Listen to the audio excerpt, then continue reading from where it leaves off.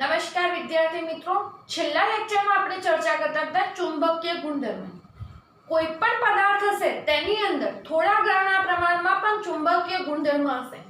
અને આ પદાર્થમાં ચુંબકીય ગુણધર્મ હોવા પાછળનું કારણ આપણે જોયું હતું કે કોઈ પણ પદાર્થ હશે પરમાણુનો બનેલો, અને પરમાણુ બનેલો તો ઇલેક્ટ્રોન. ઇલેક્ટ્રોન પોતે હતો ઋણ વીજભારિત કણ. આ ઋણ વીજભારિત કણ ગતિ કરતો હતો કક્ષકીય અને ભ્રમણીય બે પ્રકારની ગતિના કારણે તેની અંદર ચુંબકીય ચાપ માત્રા ઉત્પન્ન થતી, અને આના કારણે કોઈ પણ પદાર્થની અંદર ચુંબકીય ગુણધર્મ આપણને જોવા મળતો હતો. આપણે બે પ્રકારના ચુંબકીય ગુણધર્મો જોઈ ગયા, અનુચુંબકત્વ અને પ્રતિચુંબકત્વ. અનુચુંબકત્વનો ગુણધર્મ કહીએ તો જે ચુંબકીય ક્ષેત્રમાં નિર્બળતાથી આકર્ષણ પામે, અને પ્રતિચુંબકત્વ કહીએ તો જે ચુંબકીય ક્ષેત્રમાં નિર્બળતાથી અપાકર્ષણ પામે. તો એવા પદાર્થોને આપણે પ્રતિચુંબકીય પદાર્થો, NaCl, બેન્ઝીન એ બધા એના ઉદાહરણમાં હતા. O2, Cu2+ આ બધા હતા અનુચુંબકીય પદાર્થો. બીજું એની અંદર યાદ રાખ્યું તો અનુચુંબકીય પદાર્થો હશે તેની અંદર ઓછામાં ઓછો એક અયુગ્મિત ઇલેક્ટ્રોન હશે, અને પ્રતિચુંબકીય પદાર્થો હશે તો તેની અંદર બધા યુગ્મિત ઇલેક્ટ્રોન હશે. એટલે આમાં એક પણ તમને અયુગ્મિત ઇલેક્ટ્રોન જોવા નહીં મળે. એટલે આના આધારે આપણે અનુચુંબકત્વ અને પ્રતિચુંબકત્વનો ગુણધર્મ, અનુચુંબકીય પદાર્થો કહેવાશે, પ્રતિચુંબકીય પદાર્થો કહેવાશે, તેના વિશેની માહિતી મેળવી હતી. હવે વાત કરીશું ત્રીજા નંબરના ચુંબકીય પદાર્થોની, જેની માહિતી આજે આપણે જોઈશું લો ચુંબકત્વ પદાર્થો. હવે લો ચુંબકત્વ પદાર્થો કેવા હતા તો ખાસ છે Fe એટલે કે iron, CO, cobalt, nickel, gadolinium, chromium dioxide, CrO2 આ બધા પદાર્થો એવા હતા કે ચુંબકીય ક્ષેત્રથી પ્રબળતાથી આકર્ષાયેલા રહે. આમાં આપણને Fe લોખંડનું તો ઉદાહરણ યાદ જ છે કે એની ચુંબકીય ક્ષેત્રની હાજરીમાં પ્રબળતાથી આકર્ષાયેલા રહેતા હતા. હવે આની અંદર આ પદાર્થો એવા હશે કે પોતે પણ કાયમી ચુંબક બનવાની ક્ષમતા ધરાવતા હશે.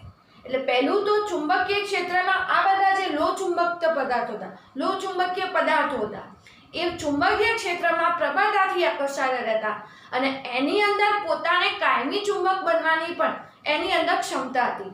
હવે એની અંદર કેમ આવું થતું હતું એ વસ્તુ આપણે જોઈએ તો ઘન અવસ્થામાં જ્યારે આ પદાર્થો હશે તો એના ધાતુ આયનો હશે એક નાના વિસ્તારમાં સમૂહ રૂપે ગોઠવાતા.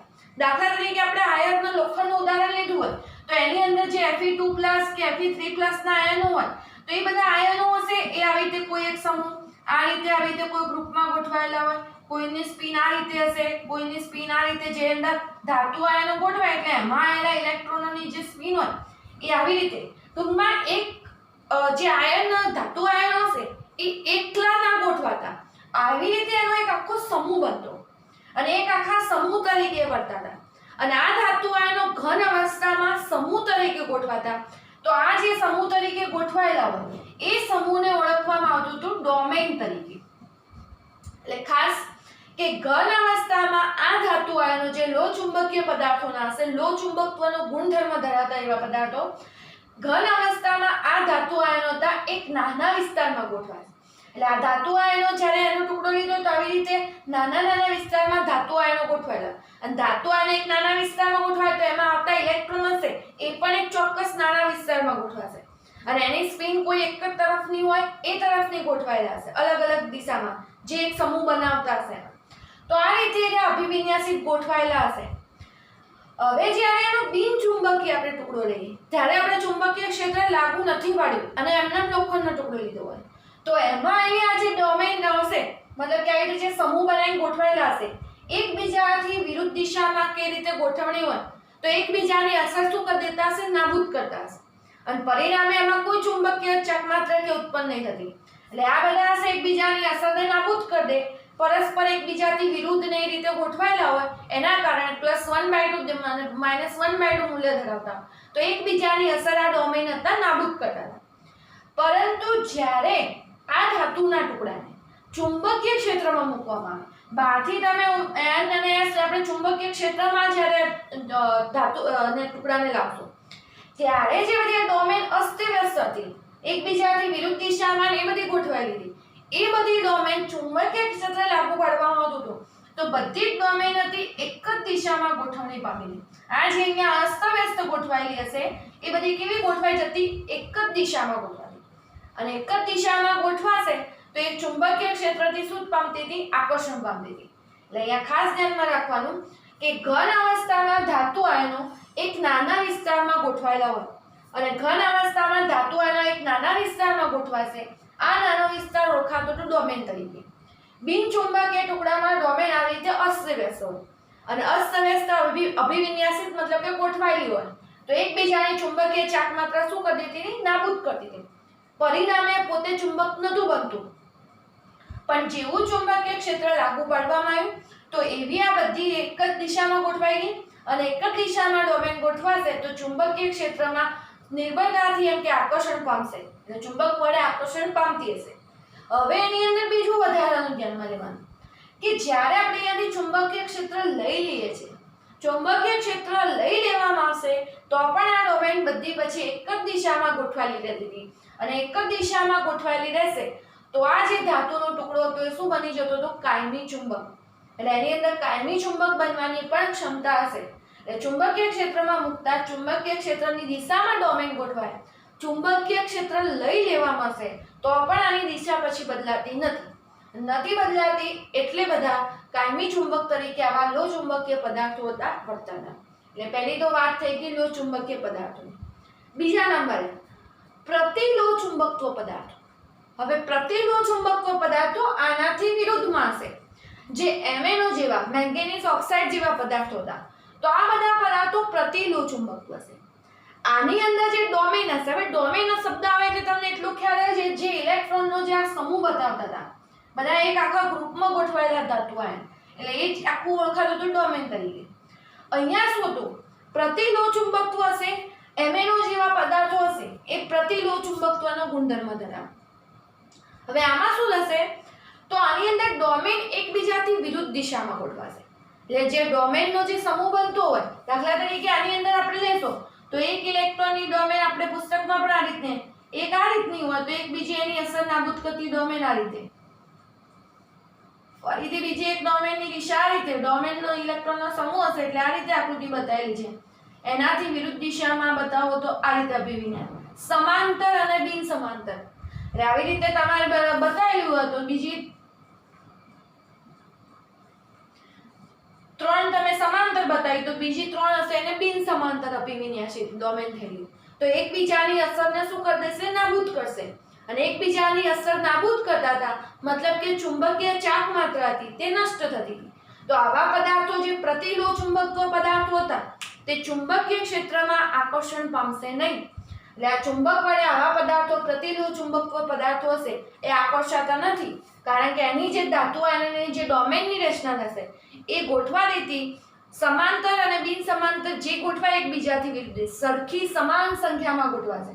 અને સમાન સંખ્યામાં ગોઠવાયેલી ડોમેન જે વિરુદ્ધ જે દાખલા તરીકે આ ત્રણની સ્પિન આ રીતની સમાંતર તો ત્રણની કેવી હશે? બિન સમાંતર. મતલબ કે એકબીજાની અસર એમને શું કરતી હતી હશે? નાબૂદ કરતા હતા. એટલે ખાસ એની અંદર ત્રીજો પ્રકાર છે ફેરીમેગ્નેટિઝમ. ફેરીમેગ્નેટિઝમની અંદર જે ડોમેનની ગોઠવણી થતી હશે એ અસમાન સંખ્યામાં ડોમેન સમાંતર અને બિસમાંતર દિશામાં ગોઠવાય. અને અસમાન સંખ્યામાં ગોઠવાતો હતો મતલબ કે તેની ચુંબકીય ચાક માત્રા નષ્ટ નથી પામતી. જે આ પ્રતિલો ચુંબકત્વ પદાર્થોની જે ચુંબકીય ચાક માત્રા જેવી રીતે નષ્ટ પામી ગઈ, બંને સમાંતર અને બિસમાંતરમાં ગોઠવવાની સંખ્યા ડોમેનની સરખી હતી એટલે આમાં જે રીતે નાશ પામી જાય છે તેવી રીતે ફેરીમેગ્નેટિઝમમાં અસમાન સંખ્યામાં મતલબ કે કઈ રીતે એની અંદર એક ડોમેનની દિશા આ રીતની હોય, બીજી ડોમેન આ રીતે હોય, બીજી બે આ રીતે ગોઠવાયેલી હોય તો અહીંયા સમાંતર રીતે ગોઠવાયેલી તો ચાર ડોમેન હશે પણ બે આપણે ડોમેન કેવી બતાવી? બિન સમાંતર. પણ અહીંયા સમાંતર જે ગોઠવાયેલી હશે એની દિશા કેવી હશે? એક સરખી હશે. એટલે અહીંયા અસમાન સંખ્યામાં ડોમેન એકબીજાથી વિરુદ્ધ દિશામાં ગોઠવાતી હતી પરિણામે ચુંબકીય ચાક માત્રા નષ્ટ થતી નથી અને એના કારણે જ આ બધા પદાર્થો ચુંબકીય ક્ષેત્રમાં આકર્ષણ પામી શકશે. લો ચુંબકીય પદાર્થો કરતાં થોડું ઓછું આકર્ષણ હશે ચુંબક, અનુચુંબકીય કરતાં પણ ઓછું હશે પણ આકર્ષણ ધરાવતા હશે. આના ઉદાહરણોમાં વાત કરીએ તો ખાસ એક આવશે Fe3O4 મેગ્નેટાઇટ, જે કહેતા આપણે હિમેટાઇટ મેગ્નેટાઇટના સૂત્ર આવતા હતા, તો એ Fe3O4 આના ઉદાહરણમાં આવશે. બીજું એની અંદર ફેરફાર કરીને સૂત્ર યાદ રાખવાનું, Fe2O4 ને આગળ Mg જોડશો, Zn Fe2O4. આ બધા ઉદાહરણ હતા ફેરીમેગ્નેટિઝમ પદાર્થોના. બીજું એક MCQ માટે યાદ રાખવા જેવું કે આવા પદાર્થોને ગરમ કરવામાં આવે, ગરમ કરતા ફેરીમેગ્નેટિઝમનો ગુણધર્મ ગુમાવતા હતા અને આ પદાર્થો શું બની જતા હતા? અનુચુંબકીય. એટલે ખાસ કે ગરમ કરતા કયા પદાર્થો ફેરીમેગ્નેટિઝમ ગુમાવશે, તો આ ફેરીમેગ્નેટિઝમ પદાર્થો હશે એ ગરમ કરતા ફેરીમેગ્નેટિઝમ ગુમાવે અને કેવા બની જશે? અનુચુંબકીય. તો આ વાત થઈ ચુંબકીય પદાર્થો, ચુંબકીય ગુણધર્મો. 5 પ્રકારના ટોટલ ચુંબકીય ગુણધર્મો, ઉદાહરણ પણ યાદ રાખવામાં અને દરેકની અંદર કઈ રીતે ગોઠવણી થયેલી છે તે. તો આપણે જોઈએ પ્રકરણ 1 ની અંદર, આ છેલ્લો મુદ્દો આપણે પ્રકરણ 1 ઘન અવસ્થામાં લીધો. પાઠની અંદર શરૂઆત કરી હતી આપણે ઘન પદાર્થોના વર્ગીકરણથી. એની અંદર જે બંધારણ હતું, બંધારણને આધારે કયા પ્રકાર પડતા હતા એટલેથી સ્ટાર્ટ કરી દઉં. આણ્વીય ઘન, સહસંયોજક ઘન, આયનીય ઘન અને ચોથા નંબરે લીધા ધાત્વીય ઘન. એના ઉદાહરણ, એમાં કયા બંધથી જોડાયેલા હશે તે બધી માહિતી જોઈ. સ્ફટિકમય ઘન, અસ્ફટિકમય ઘન વિશેની તફાવત જોયો આપણે પ્રશ્ન ખાસ. પછી જે વિવિધ પ્રકારની એની એકમ કોષની રચના હતી, એકમ કોષના પ્રકાર, FCC, BCC, પ્રિમિટિવ ઘન જે સાદો ઘન હતો, ફલક કેન્દ્રિત ને બધા પ્રકાર આપણે જોયા હતા, પરમાણુની સંખ્યા, એને લગતા એક્ઝામ્પલ. આ શરૂઆતમાં જે વાત જોઈએ બધા આકૃતિ બેઝ વસ્તુ હતી. અષ્ટફલકીય છિદ્ર, સમચતુષ્ફલકીય છિદ્ર, ત્રિપરિમાણમાં જ્યારે આ સ્ફટિકની ગોઠવણી બતાવતા હતા. અને પછીથી પાઠનો આખો જે મુદ્દો પડી જતો હતો એ આખો આપણે લીધો હતો એની અંદર ક્ષતિ વિશેનો. ક્ષતિના તત્વયુગ્મિતીય, બિન તત્વયુગ્મિતીય પ્રકાર, અશુદ્ધિ ક્ષતિ જોઈ. પછી બીજા નંબરે એમાં જ વિદ્યુતીય ગુણધર્મો અને ત્રીજા નંબરે આવતા હતા ચુંબકીય ગુણધર્મો. ઘન પદાર્થના આટલા ગુણધર્મો વિશેની આ પાઠની અંદર આપણે ચર્ચા કરી. તો આ પ્રમાણે પાઠના આવતા બધા જ મુદ્દા તમારે ધ્યાનથી તૈયાર કરી લેવા, પાઠ્યપુસ્તકમાં વાંચી લેવું અને જો કોઈ ખબર ના પડે તો પછી તમારે કોન્ટેક્ટ કરવો ખાસ.